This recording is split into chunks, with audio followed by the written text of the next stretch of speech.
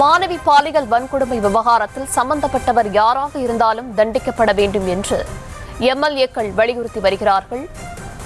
தமிழ்நாடு சட்டப்பேரவை கூட்டத்தொடரின் 3ஆம் நாள் நடைபெற்று வரும் நிலையில் மாணவி பாலியல் வன்கொடுமை வழக்கு தொடர்பாக கவன ஈர்ப்பு தீர்மானம் நிறைவேற்றப்பட்டு அந்த கவன ஈர்ப்பு தீர்மானத்தில் ஒவ்வொரு எம்எல்ஏக்களும் தங்களது கருத்துக்களை பேசி வருகிறார்கள்.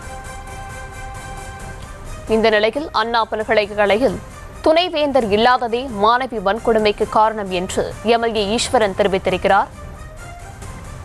அண்ணா பல்கலைக்கழக மாணவி பாலியல் வழக்கு தொடர்பாக சட்டப்பேரவையில் விவாதம் நடைபெற்று வருகிறது. ராஜேஷ், விவரங்களை வழங்கலாம். வணக்கம். அண்ணா பல்கலைக்கழக மாணவி விவகாரம் தொடர்பாக தற்போது சட்டப்பேரவையில் விவாதம் நடைபெற்று வருகின்றது. ஒவ்வொரு கட்சியின் சார்பிலும் அக்கட்சியினுடைய பிரதிநிதிகள் தற்போது சட்டப்பேரவையிலே அவர்கள் இந்த அண்ணா பல்கலைக்கழக மாணவி விவகாரம் தொடர்பாக அந்த வன்கொடுமை தொடர்பாக தங்களுடைய கோபத்தை, தங்களுடைய வருத்தத்தை, தங்களுடைய கேள்வியை பதிவு செய்து வருகிறார்கள். சிபிஎம் கட்சி சார்பிலே நாகை மாலி பேசியிருந்தார். அவர் பேசும்போது பாலியல் வன்கொடுமை பற்றி முதல் தகவல் அறிக்கை தொழில்நுட்ப கோளாறால் வெளிவந்தது என்பது ஏற்புடையது அல்ல என்று அவர் பேசியிருக்கிறார். தேசிய தகவல் மையத்தை விசாரணை வலயத்தில் கொண்டு வர வேண்டும் எனவும் உயர்நீதிமன்ற உத்தரவுப்படி பாதிக்கப்பட்ட பெண்ணுக்கு நிவாரணம் வழங்க வேண்டும் எனவும் அவர் பேசியிருக்கின்றார். அதனைத் தொடர்ந்து விடுதலை சிறுத்தைகள் கட்சியின் சார்பில் சிந்தனை செல்வன் அவர் பேசினார். அவர் பேசும்போது அண்ணா பல்கலைக்கழகத்தில் சிசிடிவி வேலை செய்யவில்லை என்பதை தாண்டி சம்பவம் நடந்த 24 மணி நேரத்தில் குற்றவாளி கைது செய்யப்பட்டிருக்கிறார் என்றும் குற்றவாளி செல்போனில் உரையாடிய நபரை தொடர்ந்து கண்காணிக்க வேண்டும் எனவும் அவர் கோரிக்கை விடுத்திருக்கின்றார். அண்ணா பல்கலைக்கழகம் என்பது ஆளுநரால் நிர்வகிக்க வேண்டிய வளாகம் எனவும் ஆளுநர் தான் வேந்தர், எனவே அவர்தான் துணைவேந்தரை நியமிக்கக்கூடிய முழு பொறுப்பும் அதிகாரமும் உண்டு என்றும் அவர் பேசியிருக்கின்றார்.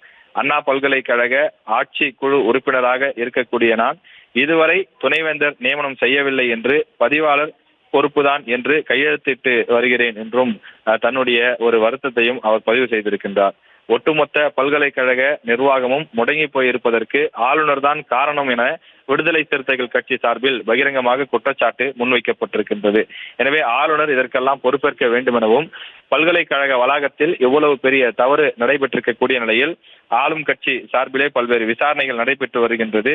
பல விஷயங்களுக்கு பதிலளிக்கப்பட்டிருக்கின்றது. ஆனால் இதற்கு வேந்தராக இருக்கக்கூடிய ஆளுநர் தரப்பிலிருந்து இதுவரை எந்த பதிலும் இல்லை என்று விசிக தரப்பிலிருந்து தற்போது கருத்துக்கள் முன்வைக்கப்பட்டிருக்கின்றது. ஆளுநர் என்கிற அடையாளத்தின் மூலமாக தமிழகத்தில் உள்ள கல்வி கட்டமைப்பின் மீது மோசமான தாக்குதல் நடந்து கொண்டிருக்கிறது எனவும் அவர் காட்டமாக சட்டப்பேரவையிலே தற்போது பேசியிருக்கின்றார். அண்ணா நகரில் 10 வயது சிறுமிக்கு ஏற்பட்ட பாலியல் வன்கொடுமை விவகாரத்தில் காவல் ஆய்வாளரை கைது செய்திருப்பது பாராட்டுக்குரியது எனவும் முன்மாதிரியாக நடவடிக்கை எடுக்கப்பட்டிருக்கிறது எனவும் அவர் தெரிவித்திருக்கின்றார். தொடர்ந்து அண்ணாநகர் காவல் நிலையத்தில் பாதிக்கப்பட்டவர்களை மிரட்டிய குற்றவாளிகளை அழைத்து சென்றவர் அதிமுக பிரமுகர் என்றும் விசிக சார்பிலே தற்போது குற்றச்சாட்டுகள் முன்வைக்கப்பட்டிருக்கின்றது. அண்ணா பல்கலைக்கழகம் உள்ளிட்ட அனைத்து பல்கலைக்கழகங்களையும் தன்னாட்சியும் பாதுகாப்பும் உரிமையும் தமிழக அரசுக்கு உண்டு எனவும் ஆளுநர் எனும் அடையாளத்தின் மூலமாக உயர்கல்வி வளாகத்தில் நடத்தப்படும் தாக்குதல்கள் நிறுத்திக் கொள்ள வேண்டும் எனவும் விடுதலை சிறுத்தைகள் கட்சி சார்பில் பேசப்பட்டிருக்கின்றது. தொடர்ந்து ஒவ்வொரு கட்சியின் சார்பிலும் கருத்துக்கள் முன்வைக்கப்பட்டு வருகின்றது.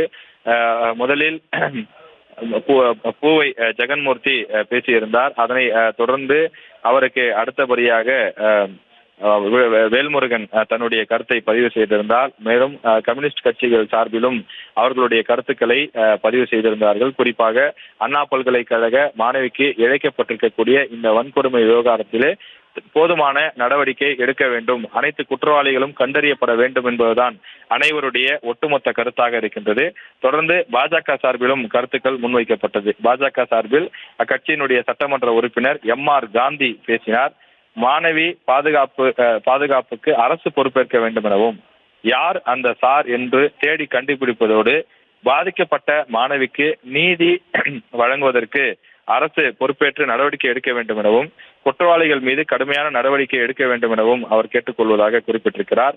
அது மட்டுமில்லாமல் யார் அந்த சார் என்பதை கண்டுபிடித்து அதற்கு தேவையான நடவடிக்கைகளை தமிழக அரசு எடுக்க வேண்டும் எனவும் அவர் கேட்டுக்கொண்டிருக்கிறார்.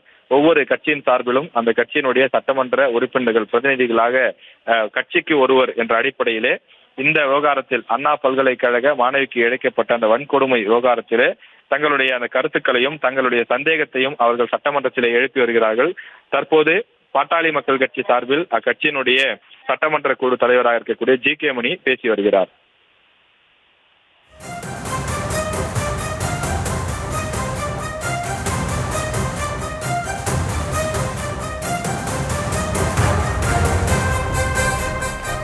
விவரங்களுக்கு நன்றி ராஜேஷ்.